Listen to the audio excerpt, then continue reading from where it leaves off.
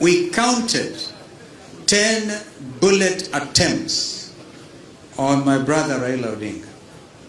If it was not that he was having an armored vehicle, we would have buried him in 2023. But God is gracious. Welcome back to Havana Media, and of course, here is where we bring you real stories that touch the heart of Africa. But remember, not only Africa, but also the world at large. And remember, if you're new here, please make sure to like, share, and subscribe so that you never miss the truth behind the headlines. Today, we take you to Bondo in Siaya County, where Wiper Party leader Kalonzo Musyoka made an emotional visit to the home of the late former Prime Minister Raila Odinga. It was a bright but heavy morning on November 6th, 2025, when Kalonzo Musyoka arrived in Bondo village in Kisumu, but accompanied by senior Wiper Party officials, Kamba elders, and also religious leaders. And the air was filled with both sadness and pride. Sadness for the loss of a national icon, and pride on the other side in the legacy Raila left behind. Kalonzo wore a jungle green outfit, a color he said represented both hope and struggle, a tribute to his fallen friend Raila Odinga, the man he called the father of Maandamano protests. As his convoy entered the Odinga homestead, hundreds of mourners stood silently. Kalonzo's delegation came carrying a special traditional gift, over 100 cows.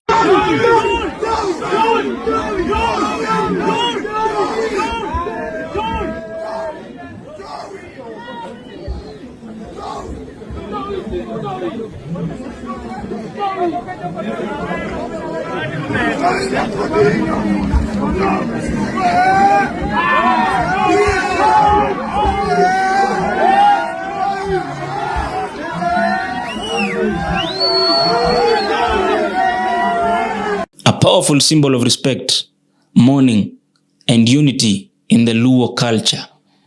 Now, in the Luo community, gifting cattle during mourning is not just a donation. What is it? It is a message of shared pain, of love, and of deep honor to the departed. Now, it means we are with you, we share your sorrow, and we will keep your spirit alive. When Kalonzo stood to speak, his voice was calm, but his eyes told a different story, heavy with emotions and memories. Now he began by calling Raila Odinga his brother, his teacher, and his fellow fighter of justice. This is why I've come clad today as a comrade. We were in the trenches. We said resist. And I want my brother to know that when it comes to bad governance, we will continue to resist. I want my brother lying here to know they called him names. They said, ni kwa maombi si kwa uchawi. They said, some ganga. We are burying here a man of God who laid his life for the sake of this nation. This is not Mganga who is lying here. This is not Mchawi who is lying here. So we must get those things so our brother rests in peace. And nobody should ever use those names again or associate the Odinga family na Uchawi na Uganga. On my part, I'll never have worked with Mganga or Mchawi. We went through plenty with this brother. So I honor you today. I didn't have enough time because like the enigma I was, Mama Ida, the enigma said, bury me quickly. So we didn't have time. So don't be surprised that the whole nation will keep on coming here. He also recalled the days of struggle, the protests, the endless police chases, and the nights they spent hiding from tear gas. He said, Raila was never afraid. Even when the whole system stood against him, he stood for Kenya. And then he added, we disagreed sometimes, but Raila's dream was always clear. A fair Kenya where every child, no matter their tribe, can rise. As the crowd listened, many could be seen wiping their tears. Kalonzo's words echoed through the homestead. He was not just a Luo leader. Raila was a symbol of courage for all of us, including the Kikuyu, the Kamba, the Luya, Somali, and everyone at large. He carried our pain and turned into hope. Kalonzo then kneeled briefly beside Raila's grave, placing his hand on the tombstone and whispering a prayer. But beside him, the Kamba elders performed a brief blessing, a sign of unity between the two communities. Kalonzo also took a moment to speak about the events of 2023 during the tough Maandamano protest that shook the nation. He revealed that during that period, both he and Raila received threats, but they never backed down. He said, "There were nights we thought we wouldn't see the morning, but Raila always said, if we give up, Kenya gives up." Now, those words brought the crowd to silence once more, a deep reminder of the prize that leadership often carries. And then the Odinga family, led by Raila's wife Ida Odinga, welcomed the gesture with gratitude and emotion. She thanked Kalonzo for standing by their family now, not just now, but throughout the years.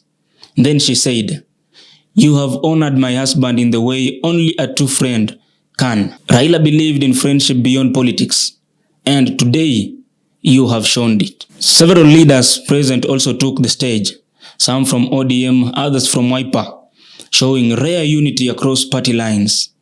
Now, for a moment, Kenya saw a glimpse of peace, love, and togetherness that transcended politics. Now onto the stage where we all are waiting for.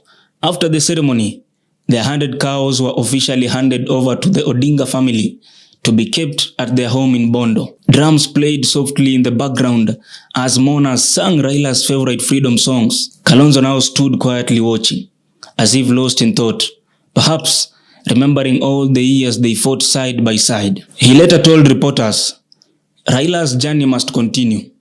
I will make sure the dream he started lives on." Those words hinted that Kalonzo might be preparing to carry Raila's political torch forward, keeping the spirit of justice alive. Now, as the sun set over the hills of Siaya, the ceremony came to a close. Villagers gathered around to share food, prayers, and stories about Raila, the man who fought for democracy, who went to jail for truth, and who inspired generations across Africa. Kalonzo's visit was more than just politics. Of course, it was a message to Kenya that unity, respect, and tradition still have meaning in a divided world.